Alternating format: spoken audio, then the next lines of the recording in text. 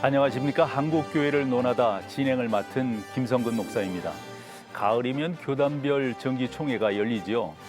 교계 한 해 최대 행사인 정기총회는 교단의 한 해 정책 방향을 정하는 자리로 한국교회의 미래가 결정되는 자리라 해도 과언이 아닌데요. 올해는 코로나19의 재확산으로 정기총회를 온라인 화상회의로 전환한 교단들이 많습니다. 그러다 보니 총회 일정도 반나절로 대폭 축소되었는데요. 짧은 기간에 많은 안건을 논의해야 하는 어려움이 예상이 됩니다. 그래서 오늘 한국교회를 논하다에서는 곧 있을 교단 총회의 주요 안건들을 짚어보고 한국교회의 과제와 나아갈 방향에 대해 함께 고민하는 자리를 마련해 봤습니다.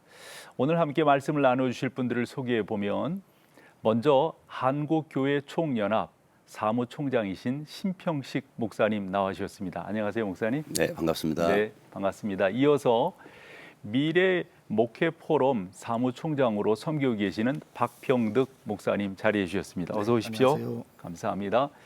끝으로 CTS 보도국의 박세연 기자 함께해 주셨습니다. 감사합니다. 네, 안녕하세요. 네, 반갑습니다. 한국교회 주요 교단의 상당수가 9월에 정기총회를 엽니다.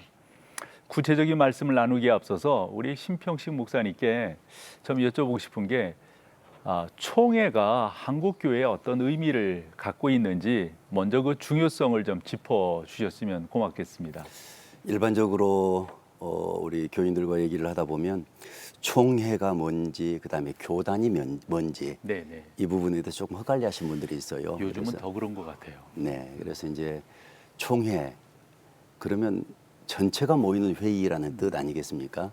교회 안에서 이것이 사용이 될 때는 교회 안에 기본적으로 있는 뭐 당회, 네. 그다음에 노회, 그다음에 뭐 대회, 대회제는 현재 운영하고 있지 않고 그렇죠. 그다음에 총회, 때로는 삼심제, 사심제 이렇게 얘기하는데 그 삼심제에 있어서 최고 치리기관이라고 말할 수가 있습니다.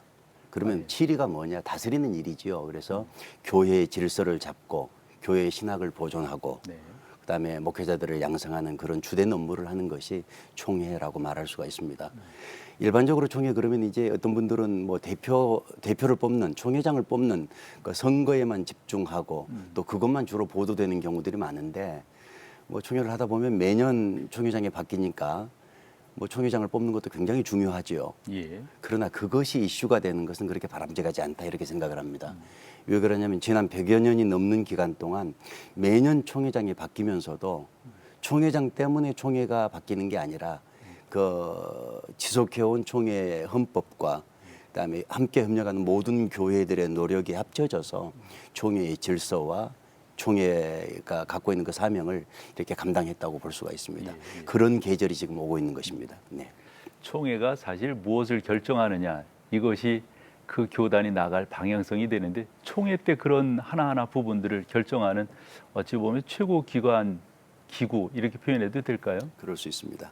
거기서 이제 총회가 독자적으로 뭔가를 결정하지 않고 당회에서 보내는 헌의안이라든지 그러니까 당회에서 시작이 되는 겁니다. 네. 그러니까 개별 교회에서 그래서 이제 노회에서 결의를 해서 네네. 이렇게 올리게 되는 거죠. 그렇게 돼 있습니다. 예. 그런 내용들을 이제 총회가 결의를 하는데 특별히 올해는 코로나19의 확산으로 정기 총회가 개최될 것인지 우려가 좀 컸었습니다. 교단들마다 고민이 아주 깊었을 것이라고 생각하는데요. 그러면서 내놓은 것이 비대면 온라인 총회를 교단들이 결정을 했는데 아마 그런 결정들이 여러 교단인 것 같습니다.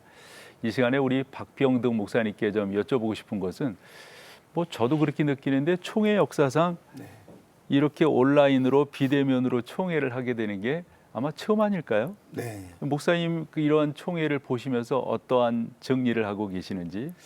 예. 이 코로나19 상황, 이 상황이 결국 모이는 총회가 아니라 흩어지는 총회로 네. 비대면 총회로 만들었다 그렇게 생각되어지고 한국교회가 사실은 좀 억울한 면이 있는데 사실은 뭐 선제적으로 그동안도 방역 활동을 잘했습니다.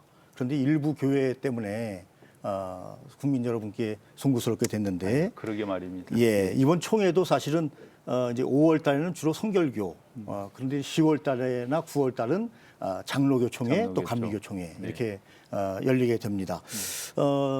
제 개인적으로는 온라인 총회를 결정한 것은 매우 잘한 일이다. 그렇게 생각을 합니다. 당연한 결정이다. 그렇게 생각하고 우리 크리스찬들은 두 왕국에 있지 않습니까? 네. 하늘나라에 우리의 또 예. 나라가 있고 이 나라 대한민국이 있습니다. 그래서 당연히 물론 논의 구조는 좀 축소되겠습니다. 이 코로나19 상황에 비대면으로 하기 때문에 그러나 그 논의 구조는 뭐 실행위원회라든지 임원회에 위임해도 매우 되니까 잘한 일이다 그렇게 생각을 하고요. 하나는 우리 헌법에 보면 비대면 총회라고 하는 것이 없습니다.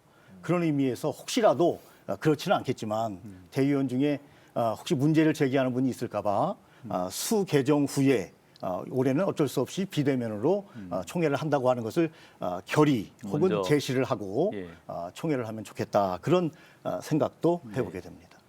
먼저 비대면으로 총회를 하는 것을 총회가 결의를 하고 예. 그다음에 진행을 한다 하는 그런 내용이죠. 아마 제가 속한 교단 같은 경우는 아마 이 거점을 이렇게 두는 것 같습니다. 뭐 그래서 서울에서도 또 이렇게 뭐 50명 이상 모이면 안 된다고 정부가 이렇게 말을 했으니까 거기에 저촉되지 않게끔 아마 교회들을 이렇게 여러 군데를 지정을 해서 제가 듣기로는 제가 속한 총회는 총대가 한 1,600 뭐 이렇게 된다고. 1600명 정도. 예. 그러니까 뭐 각자 이렇게 흩어져서 궁금해요. 어떻게 총회가 열리게 될지. 그러면서 이제 온라인 총회를 이렇게 결의를 하면서 어찌 보면 전격적인 결의요 이제 시행이라고 볼 수가 있는데 우리 총회 이런 데 출입하시는 우리 박세현 기자가 네. 나름대로 총회 일정이라든가 그 교단별 뭐 이슈라고 그럴까 이런 것들이 정리된 게 있을 것 같아요. 네. 나름대로 준비했습니다. 예. 근데 계속 지금 코로나 네. 때문에 네. 날짜들이 수시로 바뀌고 있어서 현재까지 지금 정리된 거를 제가 좀 말씀을 드려보겠습니다. 네, 표를 좀 준비했는데요. 대한예수교 장로회 합동총회가 네. 9월 21일 월요일 오후 2시에 개최가 되고요. 통합총회가 같은 날 오후 1시부터 시작이 됩니다. 기독교 대한감리회는 총회는 10월 29일부터 30일인데 그 전에 감독과 감독회장을 뽑는 선거가 있습니다. 10월 12일 날 예정이 되어 있고요. 대한예수교 장로회 대신 총회는 14일 월요일 날 이미 총회를 끝낸 상태입니다. 기독교 한국 침례회 총회는 10월 12일부터 13일 이틀 동안 이번 총회를 개최를 하게 되겠습니다. 또 한국 기독교 장로회 총회는 9월 28일 월요일 오후 1시부터 총회를 열고요. 대한예수교 장로회 고신 총회는 9월 22일 화요일 오후 1시 그리고 대한예수교 장로회 합신 총회가 같은 날 22일 오후 2시부터 총회를 하게 됩니다. 기독교 한국루터회 총회는 10월 15일부터 16일 이틀 동안 총회를 열고요. 마지막으로 대한예수교 장로회 백석총회는 9월 22일 화요일 오후 1시에 이렇게 총회를 개최하게 됩니다. 눈에 띄는 부분은 역시 이제 총회 진행 방식인데요. 이번에 이제 전격적으로 온라인 총회를 온라인으로. 진행하게 됐잖아요. 그러니까 각 지역별로 이렇게 거점을 두고 동시에 이렇게 화상으로 한다는 거죠. 이렇게 회의를 여는 방식으로 이렇게 진행이 됩니다. 근데 직접 만나지 못하고 이제 비대면으로 진행이 되다 보니까 정말 해야 할 것만 하는 그런 압축된 그렇죠. 총회를 하려는 계획들이 있으신 것 같아요. 그래서 이제 리더십을 교체하는 부분과 또 정말 이제 다뤄야 되는 그런 중요한 안건들 안건들. 위주로 이렇게 진행이 될 것으로 보여집니다. 뭐 말씀하신 것처럼 모든 교단들이 예전 같으면은 뭐 한 4일, 5일 이렇게도 하곤 예, 하는데 예. 하루로 다 축소가 된 것 그러니까요. 같아요. 예. 그것 또한 뭐 아까 표로 보니까 뭐 5-6시간 요 안에서 다 마치시는 것 같아요. 네. 우리 신평식 목사님께 그런 면에서 보면 우리 예장 합동과 통합 이 주요 교단들이 아마 이번에 다 이렇게 화상으로 총회를 한다고 하는 거 아니겠습니까? 좀 어떻게 진행되는가? 조금 더 장로교단 자세히. 중심으로 말씀을 이렇게 드리자면 장로교 헌법에서는 총회를 어떻게 개최해야 되느냐. 속해 있는 전체 노회 중에 과반수, 그다음에 총회 대의원 중에 과반수가 출석해야지 소위 개회 성수가 되는 겁니다. 네. 그런데 현재는 개회 성수를 이루기가 쉽지 않은 그런 상황이죠. 그러니까 온라인 총회, 화상 총회 같은 경우는 역사상 없었기 때문에 법으로 만들어져 있지 않고, 그러면 이제 가장 극에서 논란이 한 곳에 모이지 않았는데 이것을 출석한 것으로 알 수 있을 거냐, 이런 부분의 법적인 논란은 분명히 있습니다. 그러나 이제 이것은 한 번도 경험해 보지 못한 이런 상황, 감염법 상황에서 전반적인 교단 내의 의사 결정 기구에서 충분히 이해를 하고 이 정도는 가능하겠다라는 그런 전제가 깔려 있기 때문에 법적인 문제는 한사코 발생하지 않을 것이다 이렇게 생각을 합니다. 또 이제 어떤 분들은 총회 그러면 기본적인 인식이 거기는 다투는 곳이다, 싸우는 곳이다 이렇게 얘기를 해요. 그게 맞습니다. 왜 그러냐면 총회에서 결정한 그 결정이 결국은 그 교단 전체에 영향을 미치고 때로는 한국교회 전체에 영향을 미치기 때문에 그 결정에 있어서 뭐 이익으로 생각하면 자기 유리한 방향 이렇게 생각할 수도 있고 또 이제 선하게 해석하면 보다 더 본질에 가까운 방향을 결정하기 위해서 다투는 것이죠. 그래서 그 정도의 다툼은 교인들이 좀 참아주셔야 되고 목사님들도 좋은 결정을 내리기 위해서 저렇게 다양한 의견을 교환하는구나 이렇게 이해해 주시면 좋겠다 싶습니다. 그래서 이제 금년도 같은 경우는 이제 각 노회에서 파송된 대의원들 네. 제가 속한 교단 같은 경우는 7당회당 1명이 갑니다. 그러니까 7교회당 1명이 가는 게 아니라 7당회에서 목사 1명, 장로 1명 이렇게 선발이 되죠. 그렇기 때문에 개교회에서 선발된 대의원들 또 노회에서 선발된 대의원들 이분들이 이제 한 장소에 모여서 총회를 이렇게 진행하는 것이죠. 그래서 이제 이러한 복잡한 절차를 밟는 것이 사실은 민주주의, 대의민주주의의 시작이지요. 이제 우리 국회 같은 경우도 뭐 국민의 대표를 이렇게 뽑아서 300명이 모여서 회의를 하는데 이제 총회 같은 경우는 그보다 좀 더 수가 많죠. 그래서 그분들이 모여서 회의를 진행하는 그런 체제라고 말씀을 드릴 수가 있습니다. 이렇게 진행을 하다 보면 참 이런 말이 제일 많이 나오는 것 같아요. 유례 없는. 이번에 총회가 화상회의로 이렇게 전환하다 보니까 참 그런 표현들이 적지 않게 나오는데 총회 준비에 그런 면에서 아마 개최하는 분들도 만전을 기하기 위해서 갖가지 노력을 하지 않겠나. 반면 우려와 걱정도 존재를 합니다. 특별히 일정이 대폭 축소된 만큼 주요 안건들이 그 시간대에 어떻게 다뤄질 것인가. 그러다 보니까 임원회라든가 위원회에 위임을 해버리는 그런 입장이 되어져 버리면 충분한 논의가 없이 너무 졸속적으로 나온 것은 아닌가 하는 저 같은 사람의 또 염려도 없지는 않습니다. 우리 박병등 목사님께 좀 여쭤보면은 네. 교단별로 그러한 염려들이 적지 않을 것 같아요. 서로 그렇습니다. 의견들이. 예. 네. 그래서 사실은 뭐 지금 말씀 주신 것처럼 초유의 사태 아닙니까? 그러니까 거기에 발빠르게 대응하기 위해서 교단들이 움직이기는 했지만 네네. 그러나 시스템이 제대로 작동할 것인가 뭐 이런 우려부터 시작해서 또 어떤 분들은 코로나19 사태인데도 불구하고 또 반대하는 분들도 없지 않아 있습니다. 네. 물론 일부이긴 하지만 그래서 이런 분들을 잘 아우르면서 이번에 총회를 해야 되기 때문에 금방 말씀 주신 것처럼 정말 중요한 사안에 대해서 우리 심평식 목사님도 이렇게 논쟁이 있다 이런 표현을 하셨는데 논쟁이 자연스러운 것이다. 저도 동의합니다. 그래서 그 논쟁을 잘 해야 되는데 논쟁을 하지 못하는 그런 분위기로 갈 것 같아서 조금 안타깝고 또 목사님 말씀 주신 대로 축소해서 뭐 5시간 혹은 뭐 오전, 오후 이렇게 해서 간단하게 총회를 마치다 보니까 정말 중요한 내용. 제가 볼 때는 이번에 뒤에도 우리 기자님이 정리를 해주실 것 같은데 포괄적 차별금지법 네네. 이거 굉장히 중요한 부분이라고 생각합니다. 뭐 어떤 분들은 한국 교회에 사활이 걸렸다, 우리 신앙에 사활이 걸렸다 그렇게 말할 정도로 아주 중요한 논의를 해야 되는데 보수적인 교단들은 대부분 다 반대 입장입니다. 잘 아시는 대로. 그래서 무난히 반대 입장에 대한 의견이 차별금지법에 반대. 예, 나올 것으로 저는 전망을 하는데요. 좀 진보적인 교단. 얼마 전에 제가 한 교회를 찍어 죄송한데 향린교회 옆에를 지나갔습니다. 그랬더니 우리는 차별금지법 찬성한다라는 의미의 프랜카드가 걸려 있는 것을 봤습니다. 물론 향린교회가 우리 민주화 운동에 또 혁혁한 공이 있지만 조금 더 신중했으면 좋겠다. 그래서 좀 우려의 마음이 좀 들었습니다. 한국교회가 한 목소리를 내야 되는데 그래서 지금은 이제 그 차별금지법 말씀을 드렸지만 어떤 사안이든지 간에 짧은 시간에 최선을 다해서 좋은 결론을 내는 그런 총회가 되어야 되겠다. 그런 생각을 다시 한번 해봅니다. 네. 참 그런 면에서 보면 우리 총회가 진행하고 또 결의해야 될 것들이 참 많은데 그래서 우리 박 기자께 좀 여쭤볼게요. 이번 총회에서 뭐 뭐 차질 없이 빈틈 없이 잘 이렇게 준비하고 있겠지만 총회 나름대로 각 교단별로 갖는 어떤 사안들, 이슈들이 좀 있을 것 같아요. 네. 그래서 우리 시청자들이 보면은 좀 이렇게 잘 알아들을 수 또 이해하실 수 있도록 설명을 좀 해주시면 네. 좋겠네요. 교단이 워낙 많아서요. 제가 어쨌든 이제 교단별로 몇 가지 안건을 준비했는데 아까 잠깐 말씀해 주셨지만 이제 그 총회 상황에 따라서 이 안건들이 심도 있게 다뤄질 수도 있고 그렇지 네. 않을 수도 있다는 것을 한번 좀 참고를 하셔야 될 것 같고요. 이제 표를 통해 한번 또 소개를 해드리겠습니다. 예, 대한예수교장로회 합동총회 먼저 살펴보면요, 이제 퀴어 신학의 이단성 그리고 정년 연장, 네. 또 여성 강도권과 여성 안수 이런 문제를 좀 다루게 되고요.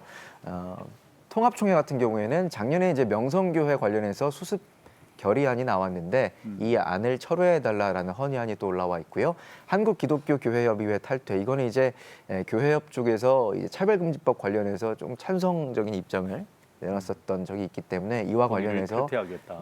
이런 탈퇴 이야기까지 좀 오고 가고 있는 모양새고요.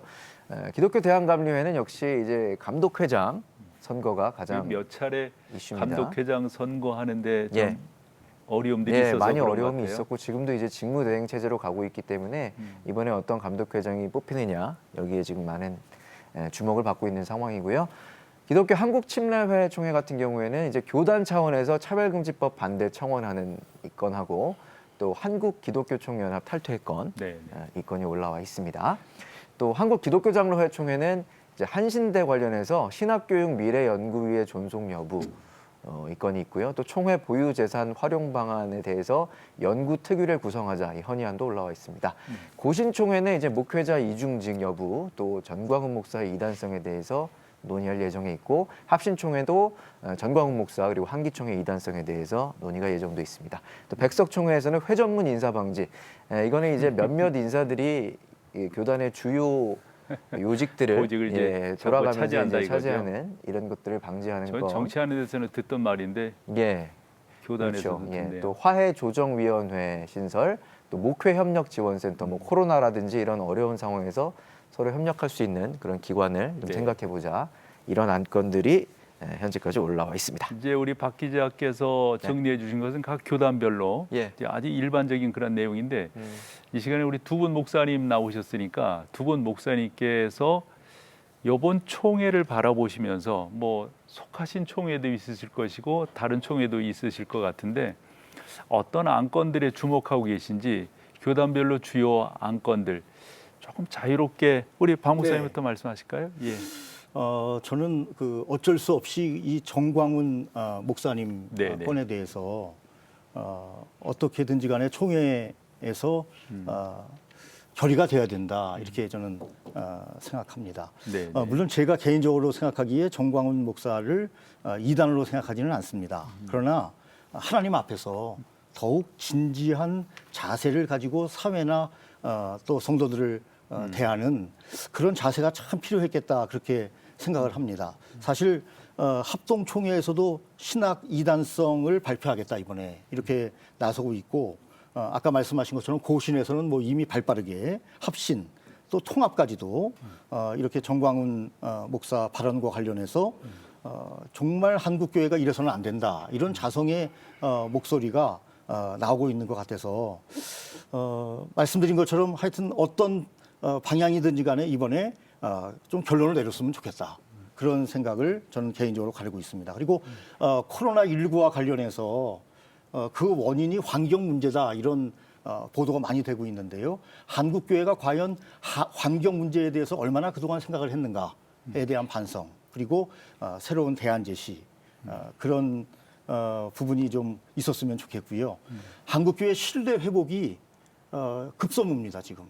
그래서 어떤 상황, 뭐 아까 포괄적 차별금지법 이 문제도 중요하지만 한국교회의 신뢰를 어떻게 하면 높일 수 있을까? 이 부분에 대해서 총회가 정말 고심하고 정말 회개할 부분이 있으면 회개하고 새로운 마음으로 정말 일신우일신하는 그런 총회였으면 좋겠다 그런 생각을 합니다. 그리고 개인적으로는 이제 합동해서 여성 강도권과 안수 문제가 나왔는데 극히 개인적인 이야기입니다. 여러 번 이 문제가 수면 위로 올라왔다가 또 내려앉고 했는데 좀 더 진지한 그런 접근을 좀 해주셨으면 하는 생각을 해보게 됩니다. 제가 합동측 교단 목사인데요. 예. 진지하게 하다 보니까 네. 아직 결정을 못 하고 있는 것 같아요. 그렇습니까? 예. 교단 총회를 이렇게 바라보면서 네. 어떤 생각을 하게 되냐면 급하게 결정해야 될 사안들이 있고 때로는 더디지만 신중하게 결정해야 될 사안들이 있어요. 맞습니다. 세계 교회도 그랬고 그다음에 한국 교회 100여 년의 역사, 장로교 역사, 올해가 105회 총회인데 그 역사를 돌이켜 보면 급하게 결정한 이들도 분명히 있었지만 또 정말로 심사숙고해서 결정할 일들이 있다 이렇게 생각이 들고요. 총회를 바라보는 우리 교인들 입장 또 목회자들 입장에서는 왜 저렇게 빨리 결정하지 못하지 이렇게 조급하게 바라보지 말고 총대들의 믿음과 양식을 믿고 진지하게 바라보면서 기도하는 자세가 좋겠다 이렇게 생각을 해봅니다. 왜 그러냐면 지금 이제 정광훈 목사님 문제에 대해서 말씀하셨고 또 고신과 합심교단 그 외 다른 교단에서도 이 문제를 분명히 다룰 겁니다.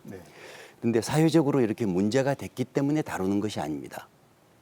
총회에서 다루는 문제는 아까 말씀드렸던 대로 교회에서 아젠다를 결정하고 때로는 노회가 결정하고 이 안건 헌이 아니라고 그러는데 안건을 총회로 보내면 총회에서 이미 그 헌의안들을 어떻게 처리할 것인가를 보통 한 달 전에 이미 결정을 합니다.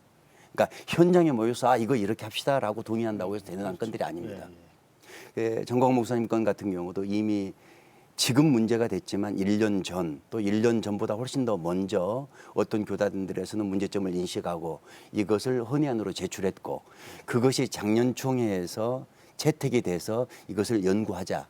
그래서 그 연구한 것을 1년 동안 진행한 다음에 이번 총회에 고신총회는 보고하는 거거든요. 그러니까 그 기간이 얼마나 길어요. 요즘은 이제 일반 법원에서 재판을 해도 빠른 것은 몇 달, 때로는 몇 주, 가처분 같은 경우는 그렇게 나오고 또 뭐 대법원까지 간다 하더라도 뭐 길게는 3년까지 걸리지만 더 짧게 진행된 경우들이 있는데 교회는 속도가 훨씬 더 늦습니다. 그러니까 그렇게 늦은 것에 대해서 이해를 해 주셔야 된다. 왜냐하면 그만큼 신중하게 결정해야 되기 때문에 이 부분을 좀 인식했으면 좋겠고요. 금년도 총회에서 이제 우리 연합기관 입장에서 생각하자면 아무래도 차별금지법에 대한 대응 문제, 그다음에 사립학교법에 대한 대처 문제, 또 코로나19 대응 문제 이런 문제가 아마 제가 볼 때는 상당히 관심사로 이렇게 들여다보고 있습니다. 교단에서 아마 좋은 결정, 선한 결정이 있으리라고 기대합니다. 이 차별금지법이 또 중요한 이슈 아니겠습니까? 이것에 대해서 총회들은 뭐 반대하는 것은 당연한데 어떻게 움직여가고 있는지 그 말씀을 좀 해주시죠. 우리 한교총 단체 입장에서 차별금지법 대응 TF팀을 구성을 하고 전문가들을 통해서 여기에 어떻게 대응할 것인지 계속해서 연구하고 검토하고 또 실질적으로 이제 우리 사이트에서는 차별금지법 반대에 대한 운동의 방향, 그 다음에 활동의 방향들을 공개하고 있습니다. 그 중에 하나가 이제 한국교회 기도회라고 해서 그 매월 둘째 주가 지난 수요일 아침 조찬 기도회를 진행하는데 전국 교회가 자료를 공유하면서 진행할 수 있도록 지금 이렇게 해가는 작업을 해가고 있습니다. 이제 9월 같은 경우는 코로나 확산 때문에 현장 예배는 드리지 못했고 자료들을 전국 교회로 이렇게 보내는 역할을 했고요. 또 이제 교단들 입장들을 들여다보니까 차별금지법에 대해서 반대하는 결의가 있는 교단이 있고 반대하는 결의가 없는 교단들이 있어요. 그래서 우리가 그것을 쭉 정리를 해서 우리 회원 교단들에는 이제 금년총회 때 차별금지법 반대에 대한 입장을 찬성 반대의 입장이죠. 우리 입장은 반대 입장을 분명하게 해줄 것을 요청을 해놓고 있습니다. 그래서 아마 회원 교단 모든 교단에서는 아마 그 차별금지법 반대에 대한 결정을 해 주실 거고요. 그것이 한국교회 결정이 되면 그 안을 가지고 때로는 국회와 때로는 정부와 또 인권이나 법무부와 계속해서 협의를 통해서 차별금지법이 제정되지 않도록 하는 그런 노력들을 좀 해가고 있습니다. 그래서 이제 실무를 맡고 있는 입장에서 볼 때 이번에 정의당이 발의한 차별금지 법안의 내용을 보면 그 내용을 상세하게 알게 되고 다른 사람들이 공개하게 되면 아마 이번 회기 때 차별금지법 제정은 쉽지 않을 거다. 저는 개인적으로 그렇게 생각을 하고 있습니다. 왜냐하면 그 내용 자체가 너무 광범위하기 때문에 이제 국회에 그 안이 제출이 되자 국회 안의 상임위원회 중에서 무려 12개 상임위원회에다가 이것을 법안을 보냈어요. 이 법안이 통과됐을 때 생길 수 있는 문제들이 무엇인지 검토하도록. 그러니까 보통 일반적으로 법안이 제출이 되면 그렇게 많은 상임위원회로 돌리지 않고 몇 개 상임위원회에서 해결하고 말거든요. 그렇기 때문에 이 법안의 파괴력이 너무 크다는 것을 이미 국회도 인식을 하고 있고 또 일반들도 인식을 해가는 과정이기 때문에 뭐 서로 우리가 노력하고 힘을 합하면 충분히 막아낼 수 있을 것이다 이런 생각을 현재 하고 있습니다. 네. 우리 박 목사님 네. 어떤 생각을 갖고 계신지요? 이 차별금지법 하면 다 아시는 것처럼 쉽게 동성애 문제가 있지 않습니까? 이미 차별금지법과 비슷한 것을 선제적으로 통과시켰던 나라에서 많이 나왔던 이야기입니다. 뭐냐면 사실 동성애 반대 설교 당연히 할 수 있어야 합니다. 왜냐하면 이것은 창조 질서의 파괴이기 때문에.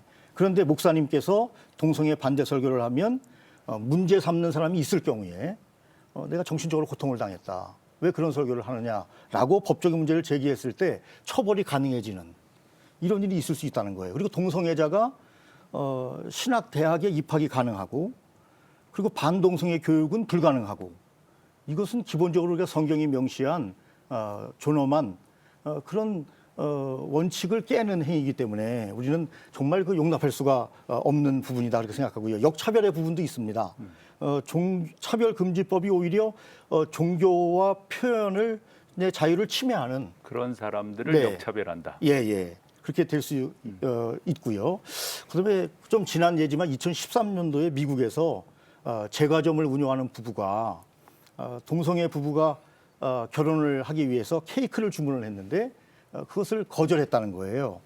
그것 때문에 나는 종교적 신념으로 도저히 케이크를 만들어줄 수 없다. 고발을 당하는 이런 사례가 우리나라에서도 만약에 이것이 통과되면 우리나라에서도 이런 일이 있을 수 있다. 이런 우려가 많이 되기 때문에 또 SNS를 통해서 요새 활동을 많이 하는데 동성애 반대 설교가 SNS 통해서 나갔다.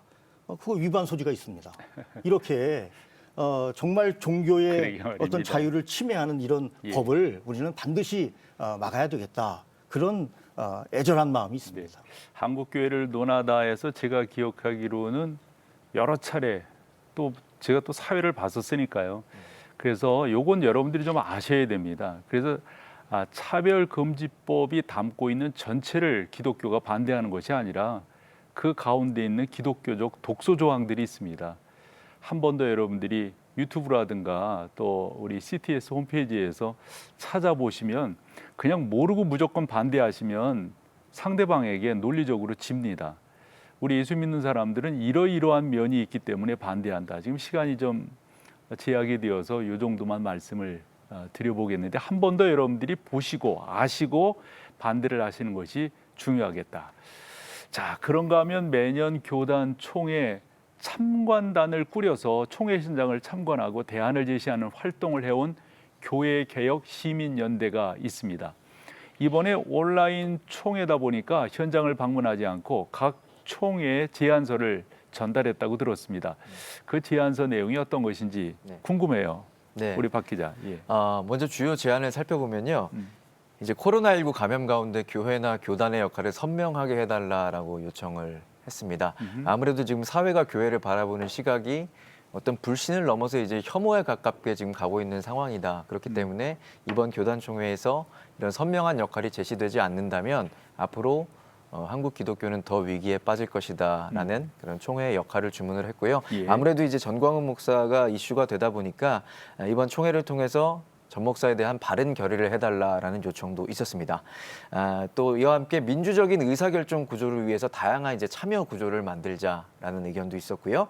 목회자 윤리 규정과 처벌 규정을 제정해서 목회자들의 윤리 의식을 좀 강화하고 사회적으로도 존경받는 목회자들을 많이 배출해내자 이런 의도를 또 제안을 했습니다. 그 제안이 교단별로 잘 받아들여지고 있어요? 글쎄요. 그건 좀 시간이 지나봐야 알지 않을까 싶습니다. 참 우리는 이렇게 저도 이런 토론회를 이렇게 진행하다 보면 어떤 때는 그래요. 당연한 것이 이슈가 되어가지고 그것이 서로 갑론을박하는 그런 경우들 적지 않은데 한국 교회의 실추 그리고 그것을 새롭게 우리가 잘 세워가야 한다. 이것은 뭐 누구나 다 알고 있는 내용이라 생각을 합니다. 특히 코로나19로 인한 여러 안건들이 나올 수 있는데 우리 두 분 목사님께 좀 여쭤보고 싶은 것은 그런 면에서 아까도 좀 조금 그런 내용들을 좀 나누긴 했습니다마는 이런 교회 모임을 현 정부가 유독 강하게 특별히 소모임 금지 조치를 취해 가지고 어찌 보면 억울한 면도 있기는 있습니다마는 한 번 더 말씀드리고 싶은 것은 총회가 좀 이런 부분들을 좀 다뤄줬으면 좋겠다 싶어요. 우리 신 목사님 먼저 말씀을 하시죠. 총회가 직접 다루는 것보다는 총회 임원회가 다루는 것이 맞다. 총회 임원회에 이름해 주는 것이 맞다. 왜 그러냐면 순간순간 일어나는 일에 대해서 총회가 결의하기는 어렵고, 그러니까 전체 방향을 총회는 결정하고 네. 그 방향에 대해서 특별위원회가 하든지 임원회가 하든지 즉각 상황해 주면 좋겠다라는 생각이 있고요. 현재 이제 이 상황이 그 감염병 상황이라는 게 되게 대처하기 어려움이 있는 것 같습니다. 실질적으로 교회를 핍박하고 교회가 예배하는 것을 반대하는 그런 다른 법이라든지 아니면 집단이라면 충분히 뭐 순교를 각오하고 우리가 해야 되는데 감염병 상황에서 이것을 우리가 어떻게 대처할 것인지 이런 어려움이 있어요. 그래서 저도 이제 실무적으로 그 정부 당국의 관계자들과 대화를 진행하고 협의를 해가면서 수치적으로 제가 강조하는 부분이 최근 지난 한 달 동안 이제 교회 안에 발병한 교회가 35교회라고 얘기를 해요. 35교회. 그래서 그분들에게 제가 그렇게 말씀을 드렸어요. 35교회면 한국 교회가 몇 교회인 줄 아느냐? 한국 교회가 비율로 본다면 소수점 이하의 숫자거든요. 그러니까 0.1%도 되지 않는 7만 개 정도, 6만 개, 7만 개 정도의 교회인데 그 중에서는 소수점 이하로 떨어지는데 99.9 몇 프로가 잘 지키고 있는 것에 대해서 이거 한국 교회가 억울하게 생각하지 않겠느냐라고 이렇게 항변을 한 적도 있고 또 여러 가지 수치를 제시하면서 좀 지나친 면이 있다라는 것을 제시한 바가 있습니다. 이제 물론 당국에서도 그 부분에 대해서는 분명히 지나친 바가 있다. 그럼에도 불구하고 교회, 특별히 환경이 좋지 않은 교회에서 발생하고 있는 이 일에 대해서 어떻게 할 것이냐. 그렇다고 뭐 교육에 책임지라는 얘기는 아니고 우리가 함께 머리를 맞대고 방안을 찾아보자. 이렇게 현재 얘기를 하고 있는 상황입니다. 그리고 이제 아까 박 기자님이 지적한 대로 그 교회가 실제로 하고 있는 일보다 훨씬 더 많은 공격을 받고 있는 것. 그것은 이제 언론의 책임도 상당히 크죠. 네. 왜냐하면 언론들은 매일 뭔가 이슈를 잡아서 보도를 만들어야 되고 자료를 만들어야 되고 그 보도를 하게 되다 보면 교회에 집중되는 이런 이제 결과가 있는 것 분명히 있습니다. 그리고 이제 특별히 우리 교인들 입장에서는 좀 부끄럽고 그렇잖아요. 많이 그렇죠. 8.15 집회라든지 뭐 사랑제일교회 문제가 터질 때 그다음에 거기에 대응하는 방식들을 보면서 저 방식이 옳은가라는 것 때문에 많이 부끄럽고 힘들고 이제 평신호들 가운데 그렇게 얘기하시는 분들도 되게 많은 그런 상황인데 이런 상황을 극복해 가기 위해서 서로 노력하고 힘을 기울여야 된다 이런 생각을 하고 있습니다. 네. 교회가 상당히 다양하죠. 교단도 다양하고 그런 가운데서 통일성 있게 여타 종교들처럼 나가는 것은 좀 힘들지만 그러나 이때 더더욱 교회가 교회로서의 역할들을 꾸준히 감당을 해 나간다면 좀 좋지 않겠나. 박 목사님 같은 경우는 이제 미래 목회에 대한 연구들을 많이 하시잖아요. 네. 그런 단체에서 내놓는 하나의 그 주장 또 제안 이런 것도 좀 듣고 싶어요. 글쎄요, 제가 생각하기에는 이 코로나19 상황에서 지금 모이기가 어렵지 않습니까? 네. 그래서 여전히 코로나19 상황에서도 한국 교회가 희망이다, 복음이 희망이다 이렇게 생각하고 있기 때문에 1대1 개인적 대면 신앙을 강화해야 된다. 저는 그렇게 생각을 합니다. 그동안은 모이는 교회, 모이는 예배 물론 중요합니다. 기독교는 모여서 하나님께 영광을 올려드리는 거기 때문에 매우 예배가 중요하지만 이제는 좀 흩어져 있는 지금 분위기에서 그냥 방임하면 안 되고 1대1 교인 교육을 강화해야 된다. 저는 그렇게 생각을 합니다. 한 마리 이른 양을 찾아가는 예수님의 심정을 가지고 우리가 너무나 잘 아시는 대로 유대인들의 교육은 바로 쉐마 교육이라고 해서 아버지 교육 아닙니까? 가정 교육입니다. 가정 교육. 이 가정 교육, 가정 예배, 가정 신앙 회복 지금 가장 중요한 대안 제시가 아니겠는가 그런 생각을 좀 많이 좀 해보고 있습니다. 우리 신 목사님 같은 경우도 어쩌면 연합체에 이제 관계를 하고 계시니까 그런 면에서 여러 교단들과의 교류도 많으실 것 같은데 좀 이렇게 좀 이랬으면 좋겠다. 좀 부탁 그런 거 좀 있으실까요? 그 한국교회 목사님들 숫자가 되게 많으시죠. 10만 명이 넘는 그런 그렇죠. 교회 목사님들이 예. 계시는 상황인데 우리 목사님들이 연합단체라든지 또 총회라든지 노회라든지 하는 그런 그 치리회 안에서 보내는 시간이 좀 줄었으면 좋겠다. 또 사회적으로 정치적인 이슈에 대해서 깊이 개입하고 참여하는 목사님들의 수가 좀 줄고 물론 할 일은 또 해야 되지요. 네. 수가 좀 줄고 그 목사님들이 목회 현장에서 더 많은 시간을 보낼 수 있으면 좋겠다. 이런 관심을 갖습니다. 저도 이제 교회 사역을 하지 않지만 또 평신도들 또 가까운 분들 이렇게 전화로 연락하고 안부를 묻고 또 제가 아무래도 한교총 사무총장 자리에 앉아 있기 때문에 여러 요청사항들을 많이 말씀들을 하시는데 신앙이 아주 좋으신 분들 같은 경우에도 신앙적으로 마음이 많이 황폐해지는 것을 느낀다 이런 생각을 얘기를 합니다. 너무 힘듭니다, 목사님. 근데 그것은 경제적으로 힘들다라는 얘기가 아닙니다. 그 얘기는 정신적으로 또 신앙적으로 어떻게 해야 될지 답을 못 찾겠다. 목사님이 이때는 어떻게 해야 됩니까? 그러면 이제 저는 주로 그렇게 말씀을 드리죠. 담임 목사님하고 통화하십시오. 담임 목사님 말씀을 들으십시오라고 얘기를 해요. 그러면 또 어떤 분들은 우리 목사님 너무 바빠요 이렇게 말씀을 하셔요. 그 말씀을 들으면 저는 가슴이 무너져요. 왜냐하면 담임 목사님들은 그 교회가 크든 적든 간에 자기 교회 성도들의 신앙을 책임져야 되는 분들이고 또 양육하고 성숙될 수 있도록 헌신해야 되실 분들인데 이분들이 다른 일에 바빠서 시간을 보낸다면 이것은 한국교회 미래가 어둡다. 그래서 교회 사역, 목회 사역 지금 비대면 시대지만 목회 사역에 좀 더 집중했으면 좋겠다. 아마 분명히 못 모이기는 하지만 목사님들이 할 수 있는 영역이 충분히 있기 때문에 그 역할에 좀 집중해 주시면 한국교회가 보다 더 나아지지 않겠나 이런 생각을 해봅니다. 사실 끝으로 여쭙고 싶었던 게 그런 내용이었는데 목사님 말씀을 다 해주셨어요.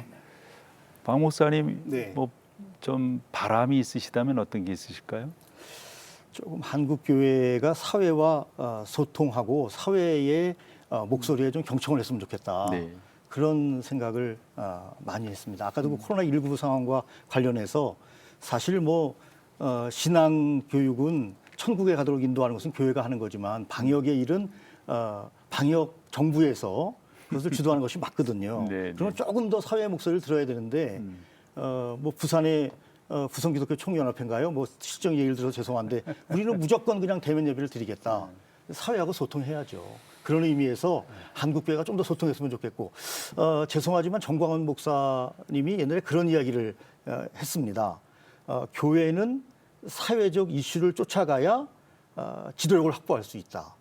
좋은 얘기예요. 그런데 조금 더 냉철하고 합리적이고 더 사회의 소리를 들으면서 이슈를 쫓아가야지 무대포 정신으로 쫓아가서는 네. 한국교회가 이미지가 더 실추될 것이다. 그런 생각을 했는데 정말 그렇게 되더라고요. 그래서 좀 한국교회가 더 진지하고 합리적이고 냉철하고 사회의 문제에 좀 더 귀를 기울이는 그런 한국교회가 됐으면 참 좋겠습니다. 목회자가 아닌 우리 박세현 기자께 네. 마지막 예. 말씀 부탁드려요. 제가 이제 현장을 다녀보니까 이 코로나 시국 중에 정말 어려운 분들 많이 계시더라고요. 근데 그런 분들에 대해서 우리 그리스도인 또 한국교회가 좀 관심을 기울이면 좋겠다라는 생각을 많이 했습니다. 저도 이제 작은 교회 섬기고 있습니다만 이번 코로나19로 인해서 월세 못 내서 목회를 그만두는 분들도 많이 계시고요. 또 선교지에서 원치 않게 비자발적인 철수하시는 분들, 이분들 지금 어마어마한 그 정신적 고통 속에 지금 시달리고 있고 또 남아 계신 분들은 목숨 걸고 그 선교지를 지키시는 분들도 있고요. 예. 또 노숙인들도 지금 뭐 죽어가는 분들 많이 계시고 그렇죠. 그런 분들에 대해서 우리 한국교회 또 크리스천이 관심을 가지지 않는다면 그건 정말 세상이랑 다를 바가 없는 것 같거든요. 우리가 그곳에 다가가지 못하더라도 정말 있는 자리에서 기도하고 또 그분들을 생각할 때 하나님께서 역사를 하시고 또 그런 모습들을 보고 세상도 교회에 감동을 받고 영혼 구원까지 할 수 있는 그런 일들이 생기지 않을까라는 생각을 해봤습니다. 우리 가운데 이와 같은 논의할 것들이 많다고 하는 것은 그만큼 하나님께서 주신 사명들이 크다라고 하는 것을 생각해 보게 됩니다. 한국교회를 논하다. 오늘은 곧 있을 주요 교단의 정기 총회를 전망을 해보면서 우리 한국교회가 어느 방향으로 나갔으면 좋겠는가. 특별히 온라인으로 이렇게 총회가 진행되지만 그 진행되는 과정 속에서 좀 더 하나님의 거룩함이 그 안에 담겨져 결정되었으면 좋겠다라고 하는 마음을 가져봅니다. 한국교회를 논하다 오늘 순서 여기서 마치겠습니다. 함께해 주신 여러분 고맙습니다.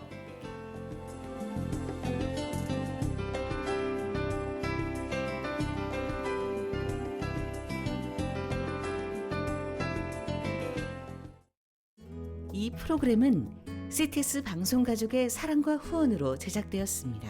후원 전화 02-6333-1003번, ARS 060-808-1004번으로 전화 주세요.